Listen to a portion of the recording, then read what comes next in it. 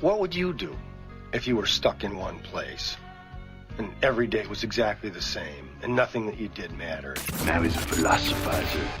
Clarissa explains the agonizing pain in which I live every day.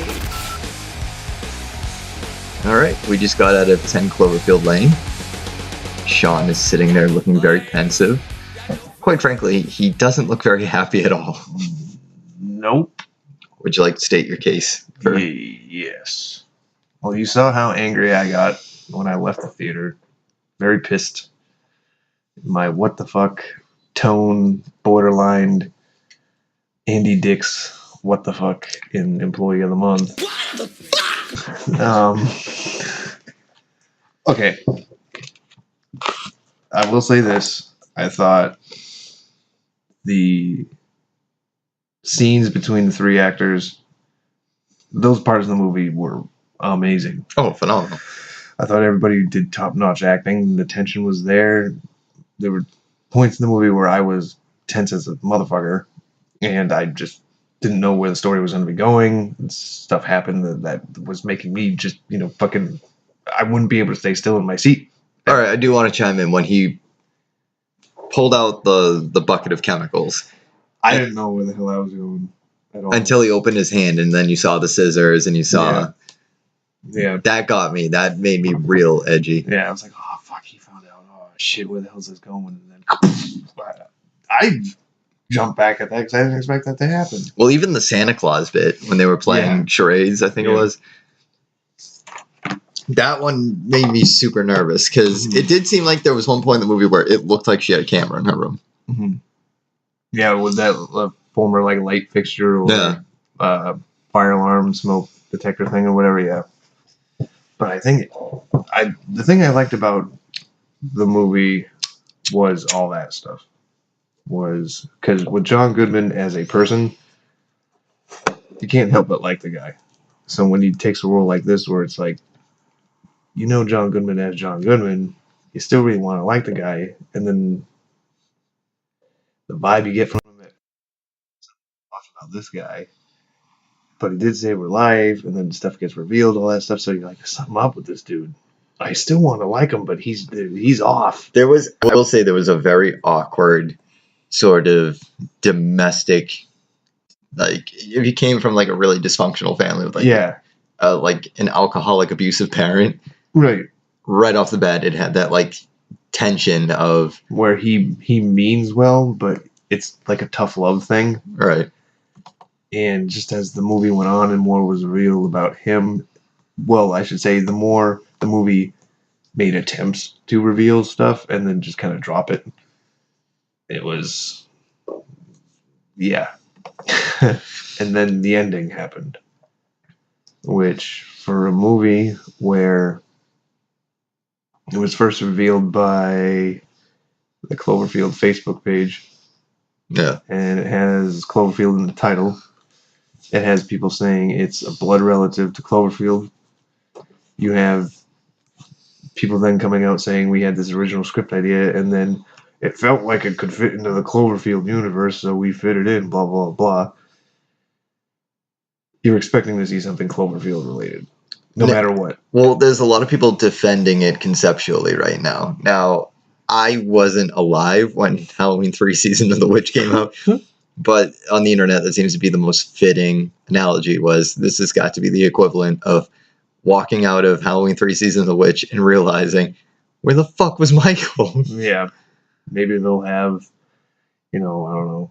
Maybe they'll have a cult following when they release the Cloverfield box set. Maybe when the third film comes out, they'll call it, I don't know, The Rotary at Cloverfield Park, and then Return of that Big Fucking Monster as a subtitle. And then he'll just show up in the first minute and be like, I'm still here. Well, I'm trying to backtrack now. First Cloverfield, 2007, 2008, right?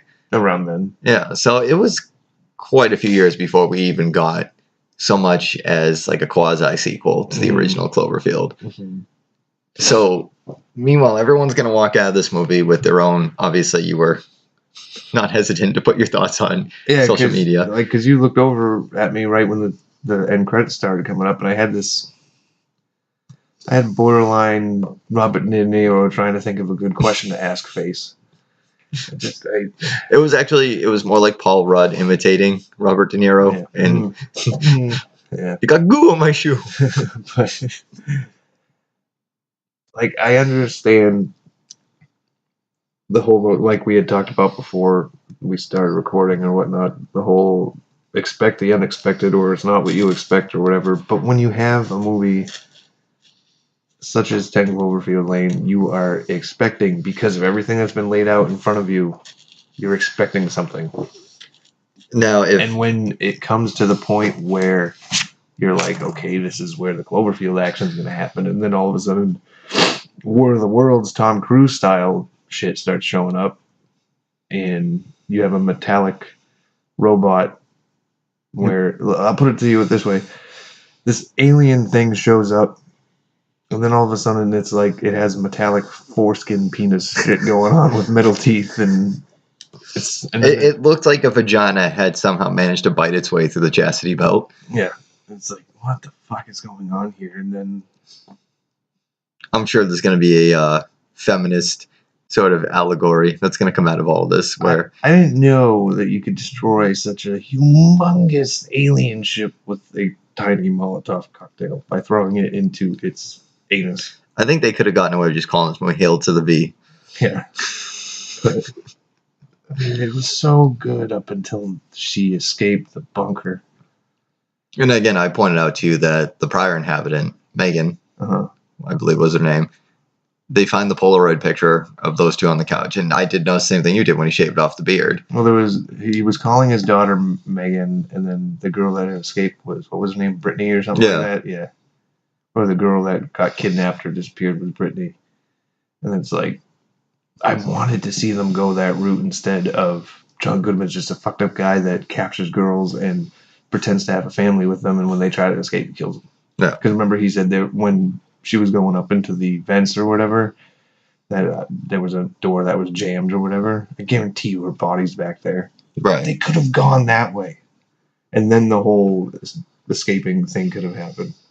Oh, there were a million, and we talked about this the whole ride home, there were a million different ways that they could have.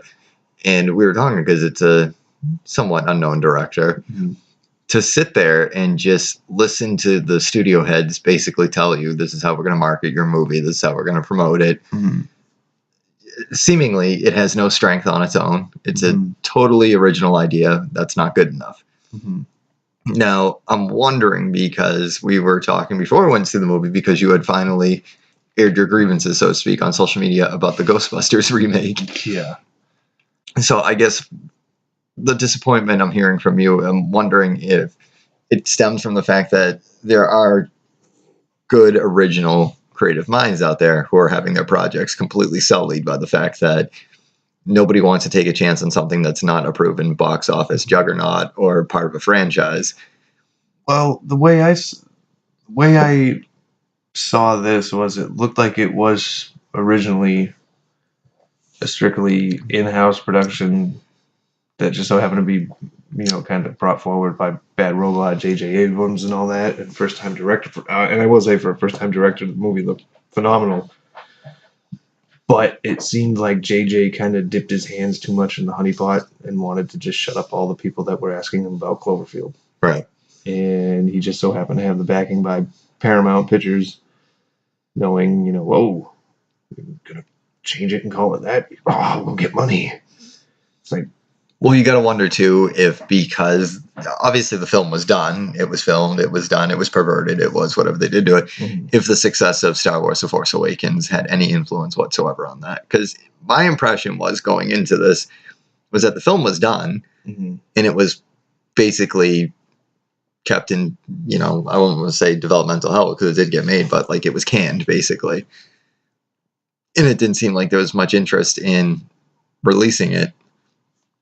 Until enter J.J. Abrams, fresh off of the colossal success of Star Wars. And then realizing that Cloverfield was, a sleeper success for what it's worth, considering the viral marketing. It does make me wonder, though, could that be the death of cinema? contemporary cinema is the focus being so much on hype and on the marketing as opposed to the actual film itself. Oh, without a doubt. Because how many times have you seen like an amazing trailer for a film and you're like, I want to see that, and then you go and see it and it's a fucking waste of time. Yeah. And it's just terrible beginning to end. And they put all the best bits into a trailer with clever editing and some hit song to go along with it or something like that, and you're totally disappointed. Well, that's the thing that really bothered me was essentially this was, in my mind, like a contemporary, and it was a very, very relevant contemporary spin on Misery, I felt. I mean, Doomsday Preppers, I mean, that's a thing now. I mean, yeah. Just thinking about where we're at right now in terms of the zeitgeist with Donald Trump running for president and everyone just kind of assuming the sky's falling. It would have been, in my mind at least, it would have been a much more inventive film if it really played off of those emotions more than. Here's how this movie could have been saved for me. First off, to get the big fucking thing out of the way so I don't have to mention it again, get rid of the alien bullcrap. Yeah. Get rid of it. Don't call it 10 Cloverfield Lane. Have J.J. Abrams produce it, sure, because he believes in this, original script that came his way or whatever. He wants to give an upcoming director his first shot at making a film. Okay. Keep it called The Cellar. Yeah. Still have it have the same beats from beginning all the way up until those last 15 minutes before they happen. With the three people down there, this, that, the other thing. But have it still go with that, where she does the whole thing of kicking the barrel over, disfiguring John Goodman and all that crap, the fire starts, everything, blah, blah, blah. And when she escapes, obviously she finds out that nothing has happened. Right. And when she, finally makes her way to some sort of, help or anything like that, she tells her story and everything, explains who he was, this, that, the other thing, and you find out that he was really just a fucking psycho that had a few screws loose, that just loved the idea of having a family because he never actually had one. Right. And that's why he would always kidnap girls and want them to be his daughter, or kidnap other women to pretend to be his wife or whatever. And anytime they tried to escape, he murdered them and stored them in a fucking room in the bunker and all that crap, under the pretext of there's something else out there. That's why it could be a setup of late at night, every night, or during certain times of the year or whatever, he will purposefully drive a woman off the road to kidnap her on purpose. Right. A basic serial killer setup, but in the tone of Misery, in a way of he just likes to kidnap people to pretend like he has this wholesome family and all that crap, and when they try to escape, he kills them. Right. That would have been a perfectly good original movie. Well, right. Well, because that seemed to be the whole thing, was he seemed to favor her more than the guy that basically fought his way in. Mm-hmm. If anything, that guy's death was inevitable because he was getting in the way of John Goodman's character having this, daughter that he always wanted that he could never had. Yeah. There was a lot of potential for this movie that I just felt like they squandered on, as you were reading someone's comments on Reddit. It was bait. Mm-hmm. A lot of people are going to be baited to this, expecting it to be Cloverfield Part 2, which was a film that it took me a while to warm up to, because I didn't love the fact that the catalyst for that movie was just the marketing alone. I mean, I know even when Super 8 came out, the trailer was made long before the movie even started filming. Yeah. I originally, with the first Cloverfield film, I shouldn't even say the first Cloverfield, with Cloverfield. Yeah. Let's just get that out of the way. I absolutely love that movie. I think I saw it 2 or 3 times in theaters. Bought the Steelbook edition of the DVD. I still love that movie. Yeah.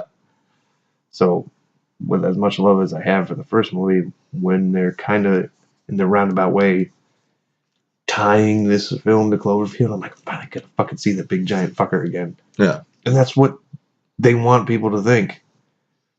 And then they throw that fucking curveball at the end where it's not what you think you're gonna see. But they give us something nobody wanted to see. Right. Shitty metallic aliens, ships with breathing vagina holes. trying to suck up a chick in a truck. It's no longer the face hugger, Sean. It's the cunt hugger. Yeah. Lick my love pump. Well, and so I do have to ask you, though, since we are on the subject of film, which you're somewhat of a passionate expert on, because of the disappointment of an original film that had enormous potential and just did not deliver by the end. Do you think that something like this could make studio heads more apt to either focus on two things I can't stand, foul marketing or rebooting? And that leads me to Ghostbusters. Oh, God. Fuck that movie. Well, I mean, if we're going to rewrite 10 Cloverfield Lane, then, I mean, we've talked about this. The biggest problem with Ghostbusters, other than the fact that a reboot exists, is the cast. Okay. Are we, like, throwing out ideas of what we would have liked to have seen? Absolutely. In the sense of, like, okay, a Ghostbuster... If we lived in a time where, okay, yup, a Ghostbuster reboot is happening, that type of thing. Yeah. What would our dream setup be? Oh, absolutely. Okay, I'm going to take a little inspiration from Extreme Ghostbusters. Is that what the cartoon was? Yeah. But here's what the storyline would be. It's 30 years later. Everybody remembers the events of Ghostbusters 1 and 2. New York was saved. Moved on. The 3 scientists and their 1 black friend, got to point that out because the fucking trailer for the remake fucked that up, are all retired. They've hung up the proton packs and they've let the new wave of paranormal investigators take over because people realize that's what people want to see. They don't believe in the science aspect anymore. They think it's all about faith-based things. But there's this group of college kids that actually study paranormal research at their local university. And they read up on the stories of the original Ghostbusters and everything. And they were really enthralled by their scientific aspect of it, because these days people just want to think of it as faith-based, this, that, the other thing. They're not looking into it from a scientific perspective or anything like that. So they seek out the original team, the ones that are still around anyway. And of course you have Ray there, and Winston's still just kind of chilling. They explain that Venkman isn't around because him and Dana Barrett moved far, far away from New York, and that avoids the whole Bill Murray bullshit. No. And these college kids plead their case that they want to start up their own team to, get back into the game to, actually help people, because they realize that people are being swindled by these television shows involving paranormal investigators. I was actually just going to say a good catalyst for a new Ghostbusters film would have been if the film cold opened with clips of shows like Ghost Hunters and, Basically, what their intention is to try and legitimately save people who are being swindled by these fake television paranormal shows. And Ray's like, if you're seriously in for this, you are in for it for the long haul, and that you are going to experience things that you've only dreamed or read about. Yeah. And that's where these group of 4 college kids decide to take up the mantle of the Ghostbusters and all that. And then basically it's these new, sharp, young teens being mentored by Ray and Winston, because they're the only ones that are around. And they experience ghostly hijinks. Well, you know what, actually, I think even would have fit in either Bill Murray's case, or honestly, I do like how you wrote him out of the film with Dana Barrett. Obviously, Harold Ramis passed away. Mm-hmm. So, I mean, everybody with the exception of Rick Moranis, which is heartbreaking, is making a cameo in this movie. Personally, I would have thought it would have been really, and I don't think it would have been in bad taste if they found the voice actor who did Egon on both Extreme Ghostbusters and the real Ghostbusters, if Egon kind of became like, not necessarily the new Slimer, but if he became like a ghostly mentor. Uh-huh. Because there's stuff that now that he's on the other side that he has knowledge of that these kids obviously won't, and even Ray won't. And do something stupid like, even though Egon passed away, Ray still communicates with him. Mm-hmm. Like, he'd go back to Ray's occult books, and he could have a Ouija board in the back room. It sounds cheesy, but it's still a way to... A thing I was kind of going to shoot with the idea, too, was have each of these college kid Ghostbusters or whatever have, like, a small Bluetooth thing attached to their ear or whatnot, and have Ray working from the original fucking headquarters or whatever, being a voice to fucking guide them along, with all the shit they're experiencing and stuff like that. Kind of like with Oracle and Batman and all that shit. Yeah. When have him be the like go-to guy for information on the case or whatever, pull it up, this, that, the other thing, just so that he's still in the picture. But I don't know. Essentially, that's what they did in the Extreme Ghostbusters cartoon, only it was Egon that did it. It would be cool, though, even if Egon was now a ghost and he had somehow, Ray had channeled him and Egon had warned him of some big cataclysmic event that was going to hit. Yeah. The thing I don't really like, and I know exactly where this remake is going, where they said somebody created a device that's releasing all these ghosts. I guarantee you the big bad villain of the movie is going to be some evil corporate CEO guy. I like ghosts. I want to see more. Yeah. I am curious to how they're going to work the cameos in the movie, if they're just going to be a walk-on roles or if there's going to be some reference to... I already heard that all the cameos are not even playing their original characters. Really? They're just showing up. Like, I heard that Dan Aykroyd is just going to be a cab driver. That's pretty heartbreaking. Where he just kind of throws out the whole "who are you going to call" line. Yeah. It's like, I would have rather have seen him as Ray again when he did do a cameo in Casper. Yeah. It's like, what the fuck? With the mustache? Yeah. For Bill Murray to do a cameo in a Ghostbusters remake, but not say, yeah, let's do Ghostbusters 3, what a fucking prick. What an idiot. Go make some more of your deep fucking independent movies, you fucking cock snob. Hey, it could have been worse, man. We could have had Wes Anderson presents Ghostbusters. Oh, then it just would have been brightly colored and focused more attention on the walls around the actors than the actual actors. And being witty. Fucking... I like witty movies, but not Wes Anderson witty. The only Wes Anderson movie I liked was The Fantastic Mr. Fox. You know why? Because it didn't involve real people. And now it makes me wonder, though, what's worse, the Paul Feig Ghostbusters remake or the potential that Wes Anderson could have art-housed the shit out of Ghostbusters and the bad guys could have been some, like, Bohemian Soho, like, hipster types. Yeah. And it's not even the fact that it's a female-led Ghostbusters. What's wrong with the female-led Ghostbusters is that, with the exception of two of them, and I'd argue, I would just say the one, I think Kate McKinnon was cast perfectly. I don't like who they cast in the roles. I've been saying to you all day, Aubrey Plaza. Why is she not in this? Like, she would have been. She would have been the perfect female version of Venkman. Yeah, this is basically.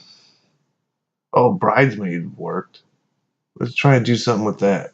Oh, what does everybody really have fond memories of, or what's nostalgic, or what's a cash cow that people can latch on to? Oh, Ghostbusters. People really love that. Let's do something with that.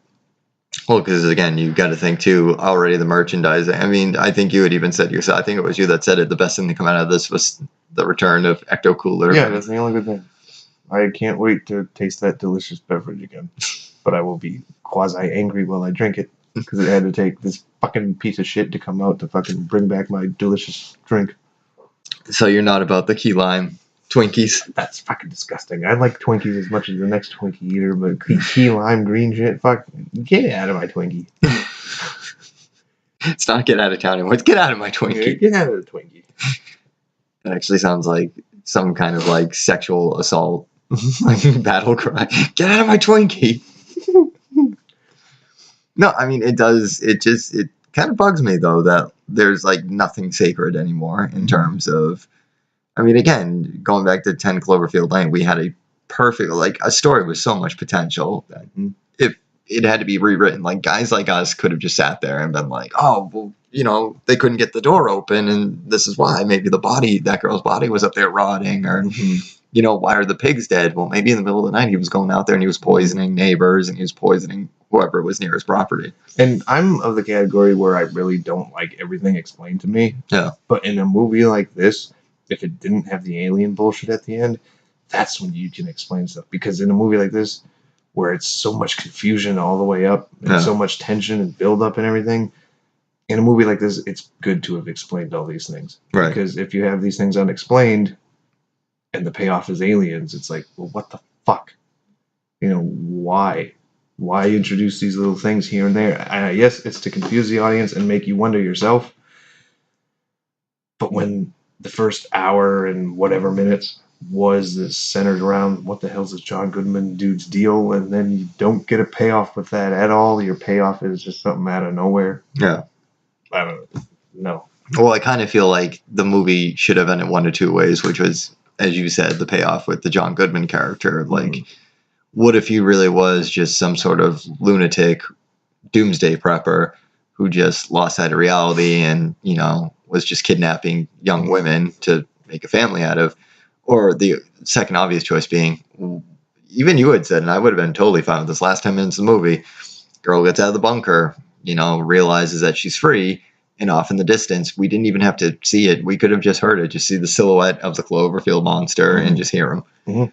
Or even the little parasites. I know you had mentioned when there was that, like, weird, the weird, like, chode monster, I called it, that was attacking her. And I would have been highly entertained if after the bunker blew up, that John Goodman is walking out of the fire. You don't belong with me. still more entertaining than the ending you got. Yeah, and then all of a sudden, as he's coming out of the fire, fucking getting all pissed off and shit, you hear it rustling in the cornfield and all that, and Roseanne comes out of nowhere.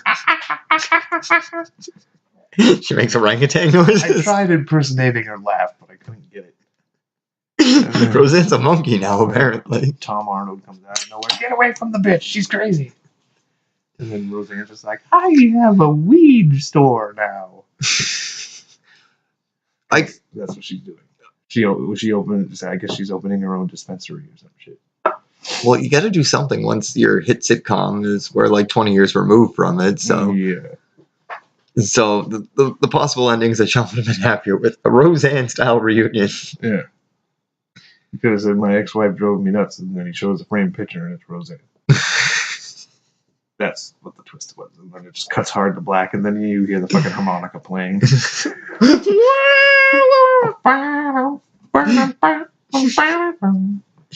And I'm still confused because I thought they were supposed to do a sitcom together. They were supposed to Roseanne was supposed to be living in a trailer, and John Goodman was supposed to be like the handyman or something like that. Awesome. I think that that's probably in developmental hell or subsequently just no more, but that was supposed to be a thing. So, Sean's opinion of 10 Cloverfield Lane, more Roseanne, less Chodebots. Yeah. I would have preferred to have seen like a Roseanne season 10 with crazy John Goodman from 10 Cloverfield Lane and high as a kite Roseanne. Basically take the way she acted in the Roseanne episode where her and her sister are baked in the bathroom. Mix that version of Roseanne with crazy 10 Cloverfield Lane John Goodman. And hands down, best episode of Roseanne I've ever seen in my life. Aside from... Am I shrinking? Am I in the sink? Aside from literally, like, hands down, as far as, like, sitcoms go, I think Full House, had the franchise on best Christmas episodes, but I think Roseanne nailed it for best Halloween episodes. Definitely. Are you kidding me? I loved watching the Halloween episodes of both Roseanne and Home Improvement. Oh, Home Improvement was a good one. The non-Halloween episode that I loved was the one where they were basically fucking with the little brother, and then Tim Allen had the soldering iron, like the mask on, and they're playing In-A-Gadda-Da-Vida. Yeah. Oh, it makes me wonder, though, because I know that you were messaging me because I know you did watch Fuller House. Yeah, I didn't get all the way through it, but I did watch it. I think I have like 2 or 3 episodes left.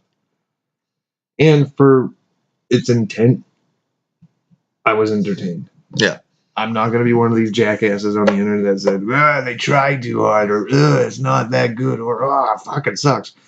It's a goddamn sequel to Full House, people. Yeah. It's not meant to be amazing. It's not meant to be better than its predecessor or whatever. It's fucking Full House. We all know Full House wasn't that great of a show to begin with. Well, never mind the fact that people tend to forget that even though it was a success, I mean, it did last as long as it did. Mm-hmm. It critically got panned every season. I mean, it didn't end gracefully. It was canceled. Mm-hmm. That's why it ended with Michelle falling off the fucking horse. Like, yeah, it was not a good show. But and for people that expected Fuller House to actually be good, get the fuck out of my Twinkie. Well, for what it's worth, I thought there were some. I mean, I kind of liked the fact that all the Tanner girls were raging alcoholics, and they made blatant drug references, and I didn't see the whole thing with fucking Stephanie not being able to conceive children. Oh, that bummed Nina out like hardcore. That fucking came out of nowhere. Like, what the fuck is this? I think what bothered... She's gonna start doing lines right after that? Jesus Christ. Well, I think what bothered a lot of people was... Stephanie, you need to do a bump. Why you never asked? Those violins? No, you're just tripping balls. Uncle Joey comes out of nowhere. Hey, you got any more for me? Get out of here, Bullwinkle. All right, What? Before I take up any more of your time, was it a little uneasy for you seeing how creepy Danny Tanner came across? Now, this is like post Full House Bob Saget. This is I suck dick for coke Bob Saget. He had this weird demeanor with this Danny Tanner this time around. Like, for some reason, he was always slouching and he was talking really, like, nasally. I don't know what the fuck the deal was. I was going to say his voice was, like, all kinds of fucked up on that. He just seemed so... I went through my midlife crisis and then all of a sudden I have a hot wife, but I still like to clean shit. He probably fucking shaves her vagina. He needs a clean vagina. He needs a Tanner vagina. Like, he needs a Tanner clean. You gotta keep that vagina Tanner clean. Yeah, you kidding me? He probably has a bunch of fucking ShamWows on the fucking end table in their bedroom. What bothers me now is I'm picturing Danny Tanner with the white glove sticking 2 fingers in her, checking for like dust or grime or something. Every time in the morning when he wants to have morning sex, he's just like, wake up, fingers in your bed. Well, he asked her to refer to him as Mildew. Mildew, Jesus Christ. I'm going deep with the Full House references right now. Fucking Christ. Well, my best review I could give was it was a Full House sequel. I enjoyed it. My wife enjoyed it. Just light years ahead of Girl Meets World. I only watched like the first episode of that. That was painful. Painful. I was like, well, I'm not the demographic for this. I feel kind of weird watching a children's television show when I'm almost 30. I'm changing the channel. I was going to make a joke, but I won't. I'll tell you when I'm done recording. Well, any final thoughts on our pilot, if you will? Things Clarissa didn't explain. Today's edition, I suppose, will be... Well, I honestly feel that the title of the podcast should at least have a spoiler alert in it, because the movie just fucking came out yesterday, and we just were like, "Oh, all this stuff happened in Cloverfield." No, sorry, all this stuff happened in this movie in the cellar.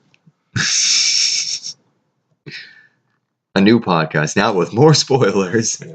Han Solo dies. Basically, this is now a podcast where I can just be angry all day. Well, I don't do the other one anymore. Well, you had the same look on your face during this movie. That's how I knew you didn't enjoy it. You had the same look on your face during this movie as I could imagine you had when you saw the last WWE pay-per-view. Yeah, the last WWE pay-per-view I was very unimpressed by. When it was over, I just kind of sat there silent for a minute, nodded my head, turned to my roommate, and was just like, I'm done. And I turned my PS4 off and went to bed. No, I do have to ask, though, because, I mean, being that the title of the show is a direct reference to, obviously, a 90s show we grew up with, so there's the nostalgia factor. When did everything get terrible? I want to say there was this point where I actually stopped. You mean with wrestling? I'm just saying in general, with all pop culture stuff. It just... With movies, with wrestling, I mean, maybe even how you feel about wrestling correlates with... Everything's started being terrible the moment we reached our mid-20s. Because there was this new crop of teenagers who was into a bunch of different stuff than we were. But it just so happened to be that these kids were raised on a lot of stupid shit. And they are easily entertained by stupid shit. Now, again, being that we have a tendency to be mostly nostalgic, what made what we grew up with so much better than what they had? I'll tell you what made our shit better than their shit. Was we grew up during a time where nobody really gave a shit. But we also had brains. We also had smarts.